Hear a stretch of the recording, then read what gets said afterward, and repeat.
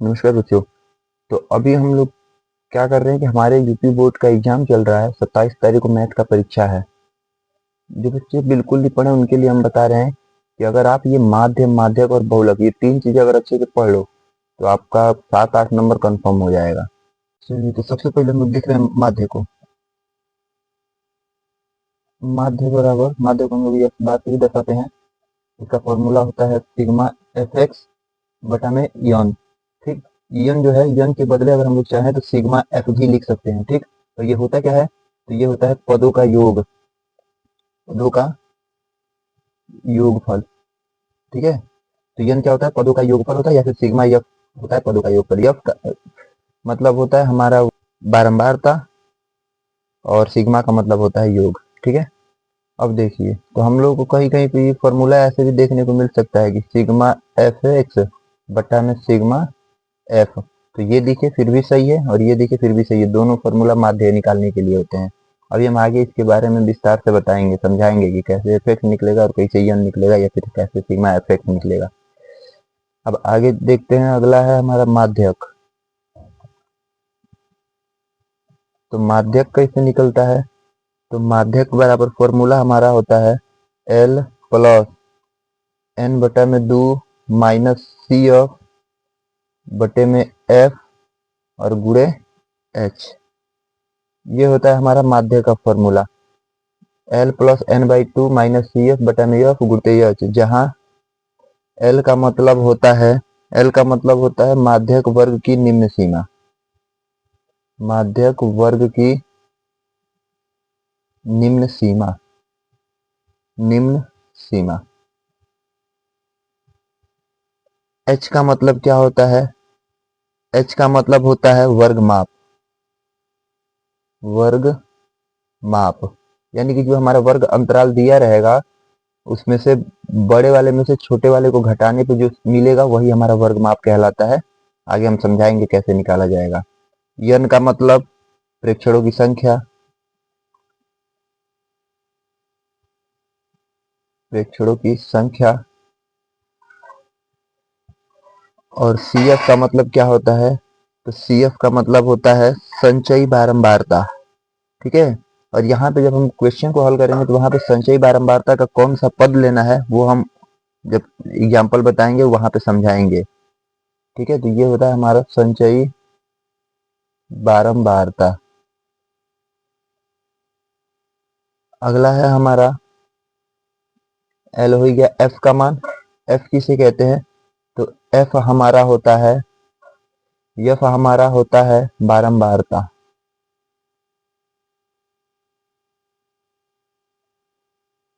F होता है बारंबारता। ठीक है, इतना बस इसमें याद रखना है। अब अगला है हमारा बहुलक।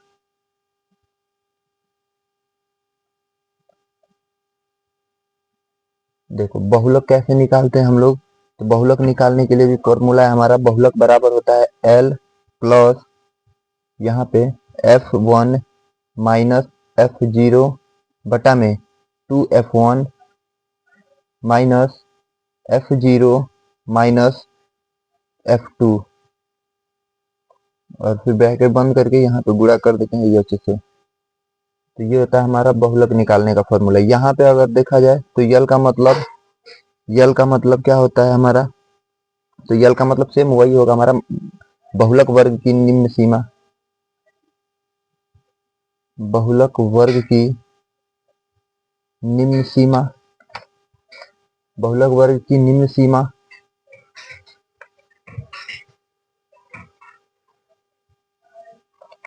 और यच का मतलब क्या होता है? यच का मतलब वर्ग अंतराल की माप, वर्ग माप है ना, वर्ग माप। फिर अगर देखा जाए F1 क्या होता है हमारा? तो F1 होता है बहुलक वर्ग की बारंबारता,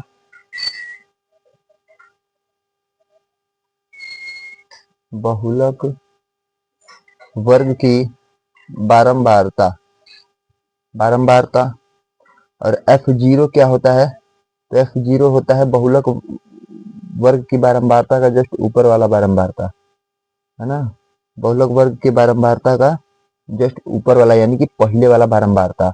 और F2 क्या होता है, तो F2 होता है F1 के जस्ट नीचे वाला बारंबारता। यानी कि इतना याद रखना कि F0 निकालने के लिए क्या करेंगे, F1 निकल गया तो F1 का जस्ट ऊपर वाला जो रहेगा या फिर F1 से जो पहले रहेगा वही हमारा F0 का मान होगा।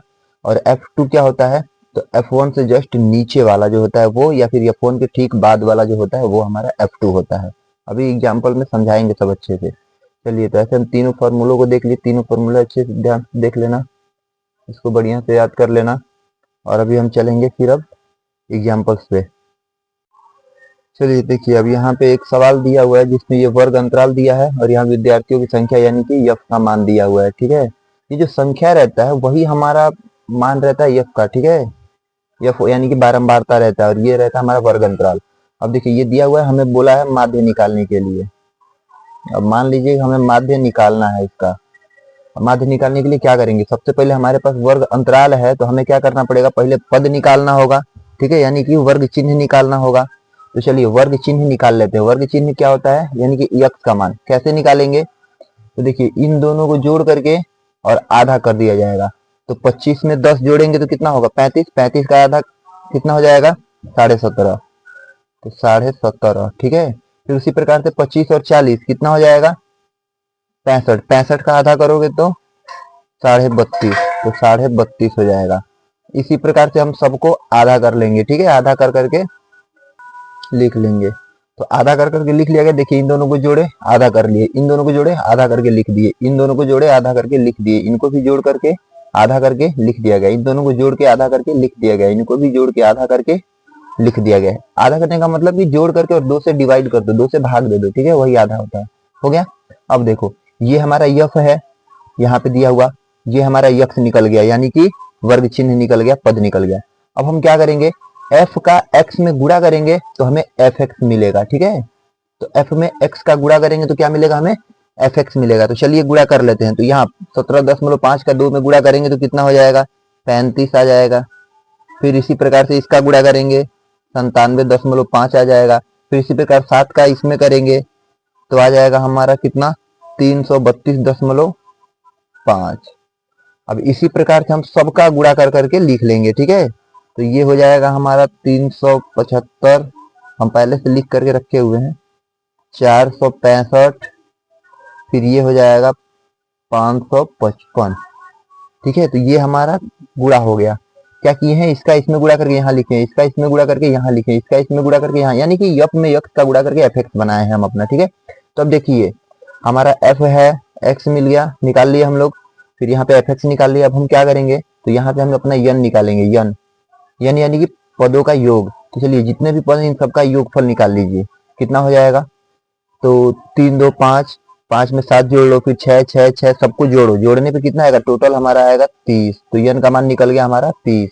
अब उसी प्रकार से यहाँ पे हम लोग क्या करेंगे, तो सिग्मा एफ एक्स निकालेंगे। ठीक है, सिग्मा एफ एक्स निकालेंगे यानी कि इन सबको जोड़ेंगे। तो इन सबको जोड़ेंगे तो कितना आएगा हमारा, हम पहले से जोड़ के रखे हुए हैं, आया है हमारा 1860। ठीक है, इतना आ रहा है सिग्मा एफ एक्स। तो देखिए हमें निकालना क्या था, माध्य। माध्य निकालने के लिए हम फॉर्मूला आगे बता चुके हैं कि माध्य बराबर क्या होता है, तो माध्य बराबर होता है हमारा सिग्मा एफ एक्स बटा में एन। हम बोले थे एन को हम लोग सिग्मा एफ भी बोल सकते हैं, तो हम लोग एन लेके चलेंगे। सिग्मा एफ एक्स बटा में एन होता है। तो चलिए, तो सिग्मा एफ एक्स यहाँ से निकल गया हमारा, कितना आ गया, तो 1860। और एन का मान कितना है, 30, तो बटे में 30। अब बस इससे इसमें डिवाइड कर दो, जितना आएगा वही हमारा फाइनल आंसर हो जाएगा। तो 0 से 0 कट गया, अब 3 से इसमें भाग दे दो, 3 6 18 और 3 दूनी 6, यानी कि 62 हमारा क्या हो जाएगा, आंसर हो जाएगा। तो हमारा माध्य जो होगा वो कितना आ गया, तो माध्य बराबर हमारा आ गया 62। ये हमारा फाइनल आंसर निकल गया। ठीक है, तो इस प्रकार से हम क्या करेंगे, माध्य निकालेंगे। ठीक है, अब चलते हैं हम लोग माध्य की ओर। चलिए, तो अगला अब हम लोग माध्य को समझ लेते हैं। हमसे पूछेगा कि माध्यक, ऐसे हमारा वर्ग अंतराल और बारंबारता दिया रहेगा, और हमसे पूछेगा माध्यक या फिर माध्यिका। अच्छा ध्यान दीजिएगा, माध्यक को माध्यिका भी बोला जा सकता है। ठीक है, तो माध्यिका बोले या फिर माध्यक बोले, बात एक ही है। दोनों में से कुछ भी बोलेगा, पूछेगा, हम वैसे ही निकालेंगे। कैसे निकालेंगे, अब ध्यान देखिएगा। सबसे पहले यहाँ पे दिया वर्ग अंतराल, यहाँ पे दिया है बारंबारता। हमें क्या करना होगा, इसमें हमें निकालना पड़ता है संचयी बारंबारता। ठीक है, तो संचयी बारंबारता कैसे निकालते हैं वो ध्यान दीजिए। संचयी बारंबारता निकालने के लिए, अब देखिए इसमें बच्चे बहुत ज्यादा कंफ्यूज होते हैं, तो ध्यान से सुनिएगा। क्या करेंगे हम लोग, सबसे पहले यहाँ पे क्या दिख रहा है, 4 दिख रहा है, इस 4 को सेम टू सेम यहाँ पे ऐसे लिख देंगे 4। अब क्या करेंगे, इस 4 में इस 7 को जोड़ेंगे और 7 को जोड़ के यहाँ पे लिख देंगे, तो 4 और 7 कितना हो जाएगा, 11। तो 11 का 11 लिख देंगे। उसी प्रकार से इस 11 में इस 18 को जोड़ेंगे और जोड़ के यहाँ पे लिख देंगे, कितना हो जाएगा, 29। उसी प्रकार से 29 में इस 11 को जोड़ देंगे, 29 में 11 को जोड़ेंगे तो कितना हो जाएगा, 40। अब उसी प्रकार से 40 में 6 को जोड़ेंगे, 40 में 6 को जोड़ेंगे तो कितना हो जाएगा, 46। 46 में 5 को जोड़ेंगे कितना हो जाएगा, 51।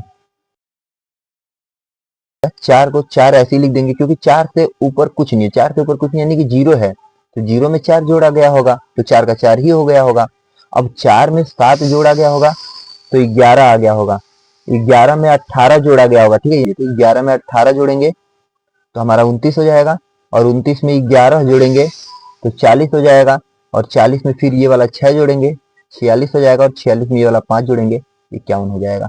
अब एक बात और ध्यान देना, ये संचयी बारंबारता का जो अंतिम पद होता है, ये लास्ट वाला जो पद होता है, लास्ट पद, ये जो संचयी बारंबारता का लास्ट वाला पद होता है, यही हमारा टोटल बारंबारताओं का योग यानी कि यन का वैल्यू हो जाता है। यन का वैल्यू कितना हो जाएगा, यानी इन सबको जोड़ेंगे तो 51 ही आएगा, ये कंफर्म है।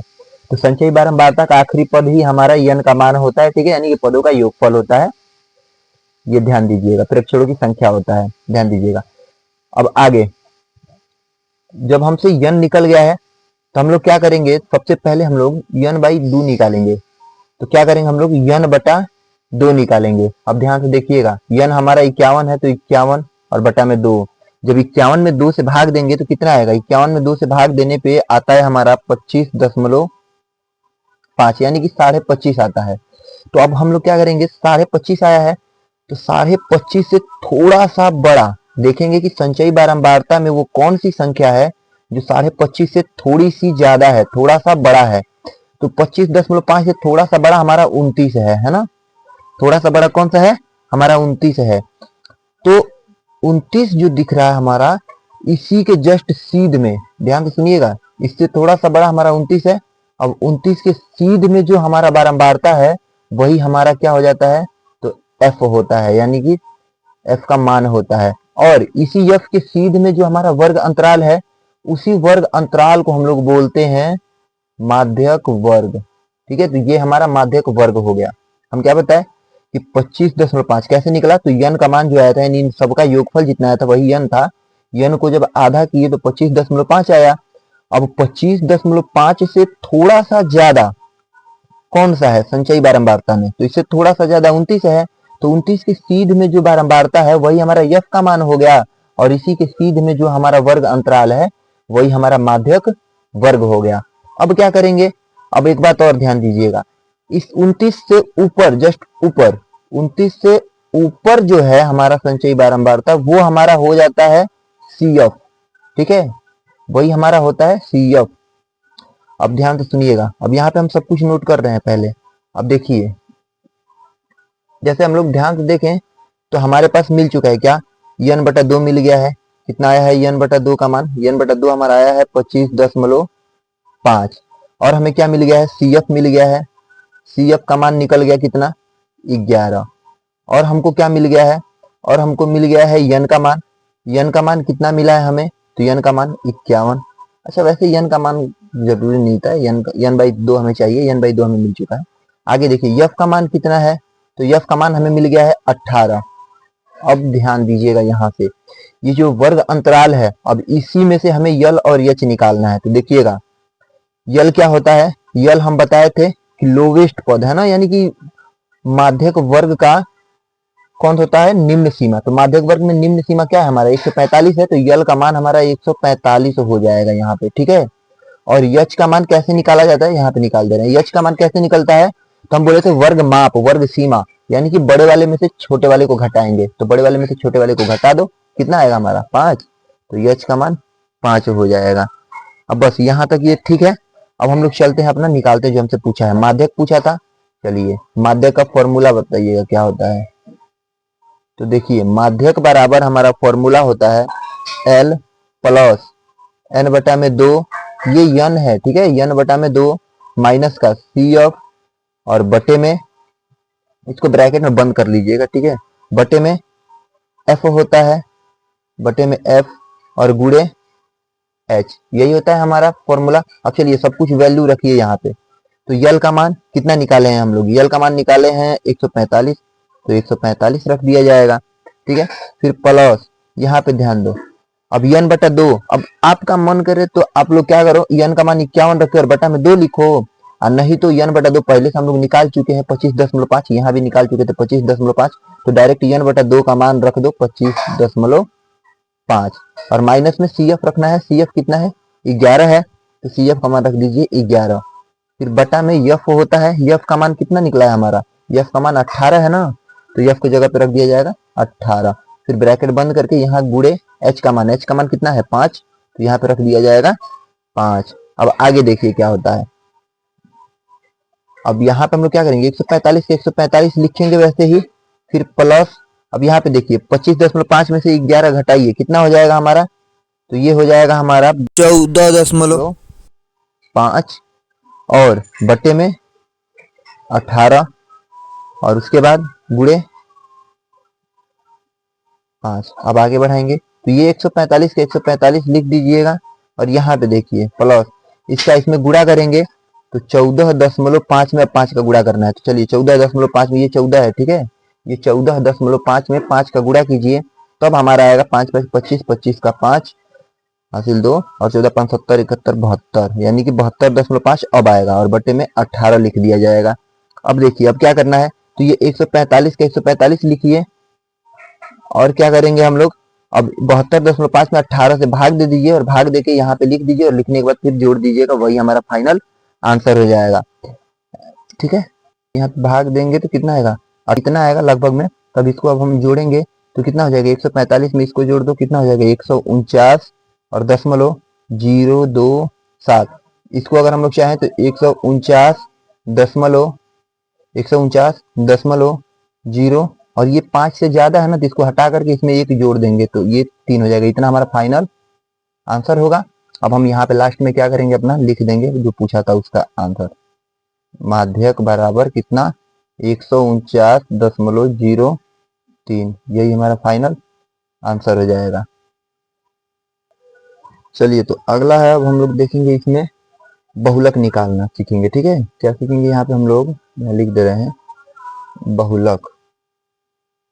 तो बहुलक के लिए हम फॉर्मूला बताए थे ना, बहुलक बराबर क्या होता है, बहुलक बराबर होता है L प्लस और ब्रैकेट में F1 माइनस F0 और बटा में 2F1 minus F0 minus F2, ठीक है, और फिर गुणे H, ये फॉर्मूला हम बताए थे। चलिए ठीक, अब आगे देखते हैं। तो यही वाला फॉर्मूला हम बहुलक में यूज करेंगे। अब देखिए हमारे पास दिया क्या क्या है, हमको दिया है वर्ग अंतराल और एक दिया है बारंबारता। तो अब यहीं पे हमें ये सब पहले फाइंड करना होगा, कैसे हम लोग खोजेंगे इसको। अब देखिए ध्यान दीजिएगा, हम लोग क्या करते हैं, बहुलक निकालना बहुत आसान है।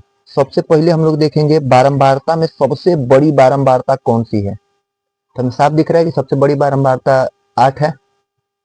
वार्ताओं में जो सबसे बड़ी बारंबारता होगी, सबसे बड़ी बारंबारता वही हमारा हो जाता है F1 का मान, ठीक है।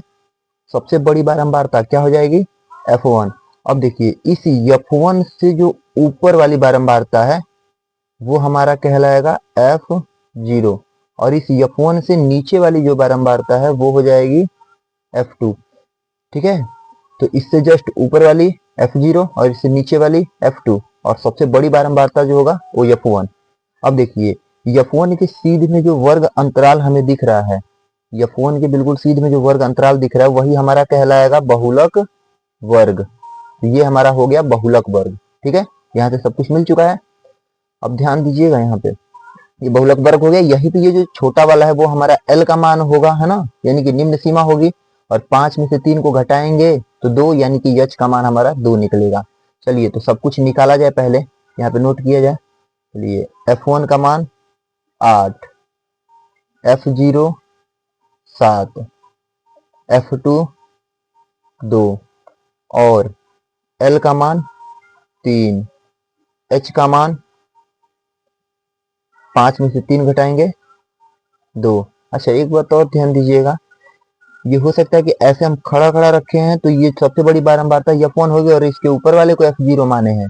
लेकिन वही अगर ऐसे अगर ये लेटा हुआ रहता, ऐसे रहता, तब हम लोग क्या करते, अगर ऐसे हमारा सारणी दिया रहेगा तब हम क्या करेंगे, तो बारंबारताओं में सबसे बड़ी बारंबारता F1 कहलाएगी और F1 से जस्ट पीछे वाली है ना, जस्ट पीछे वाली F0 कहलाएगी और इससे आगे वाली F2 कहलाएगी। ठीक है, तो ये ध्यान दीजिएगा। चलिए यहाँ पे अब ये सब कुछ निकल चुका है, तब हम लोग क्या करेंगे, बहुलक वाला फॉर्मूला लगाएंगे और इसको सॉल्व करेंगे। तो बहुलक का फॉर्मूला यहाँ पे हम नोट करा दिए हैं, अब यहाँ पे हम डायरेक्ट लिख रहे हैं। चलिए, तो बहुलक बराबर क्या होता है, L। तो L का मान कितना है, 3, तो 3 रखेंगे, फिर ब्रैकेट के भीतर F1 का मान कितना है, F1 का मान है 8, तो 8 रखेंगे, फिर इसमें से माइनस F0 कितना 7, फिर बटा में 2F1, तो यहाँ पे लिखेंगे 2 गुणे F1 का मान 8, फिर माइनस F0 का मान 7 और माइनस F2 का मान 2, फिर ब्रैकेट बंद करके गुणे H का मान कितना है, 2 है, तो 2 रख देंगे। अब देखिए आगे, ये 3 का 3 लिखिए। अब देखिए 8 में से 7 घटेगा तो 1 और बटा में 8 दूनी 16, 8 में 2 का गुणा करेंगे, 8 दूनी 16, और फिर ये भी देखो, ये 7 भी माइनस है और ये 2 भी माइनस है, तो माइनस का चिन्ह लगेगा, लेकिन ये 7 और 2 जुड़ के 9 हो जाएंगे, माइनस का 9, क्योंकि -7 और -2 -9 हो जाएगा, और फिर गुणे 2। अब आगे देखिएगा, ये 3 का 3 लिख दो, फिर यहाँ पे ब्रैकेट, अब देखो 1 का 1 और यहाँ पे 16 में से 9 घटेगा तो 16 में से 9 घटेगा तो कितना होगा, 7, तो 7 और ये है हमारा गुणे 2, तो गुणे 2। यहाँ तक ठीक है, ठीक। ओके, यहाँ पे प्लस है ना, ये प्लस रहेगा, ठीक है, क्योंकि यल प्लस होता है तो ये प्लस में रहेगा। चलिए यहाँ पे 3, फिर ये प्लस है तो प्लस। अब यहाँ पे देखिए 1 बटा में 7 गुणे 2 का गुणा करेंगे 1 में, तो हो जाएगा 3 प्लस 2 बटा में 7। अब क्या करो, यहाँ पे अब मन करे तो इसके बटे में 1 लेकर के और एलसीएम लेके सॉल्व कीजिए, नहीं तो ये 3 का 3 लिखिए और यहाँ पे प्लस 2 में 7 से भाग दीजिए, और भाग देने के बाद जितना आएगा उसको इसमें जोड़ दीजिए, सिंपल। तो भाग देने पे कितना आएगा, भाग देने पे आएगा लगभग में 0.7 दूनी 14, हासिल हो जाएगा 6, 7 बटे 56, 7 बटे 56, है ना। तो 2.8 और फिर 6, 2.86 ये आएगा इतना। अब इसको इसमें जोड़ेंगे तो कितना हो जाएगा, 3.286, ये हमारा हो जाएगा आंसर। तो हमारा बहुलक कितना आ गया, तो बहुलक बराबर हमारा हो जाएगा 3.286 और यही हमारा फाइनल आंसर हो जाएगा। तो इस प्रकार से हम लोग बहुलक, माध्य और माध्यिका निकाले हैं, ठीक है। चलिए एक बार और आप लोगों को दिखा दे रहे हैं अच्छे से कैसे निकाला गया है, तो ध्यान से सुनिएगा। यहाँ पे हम लोग निकाले थे अपना, पहले रुक जाइए, शुरू से दिखा रहे हैं। देखिए यहाँ पे हमारा क्या था, माध्य माध्यक बहुलक निकालना था। माध्य के लिए फॉर्मूला यहाँ पे बताया गया था, हम बोले थे कि यहाँ पे हम लोग सिग्मा एफ डी लिख सकते हैं एन के जगह पे। चलिए फिर यहाँ पे हमारा माध्यक था, माध्यक के लिए फॉर्मूला लिखवाया गया था, यहाँ पे ये सब कुछ बताया गया था आप लोगों को, ये बहुलक भी बता दिया गया था। फिर यहाँ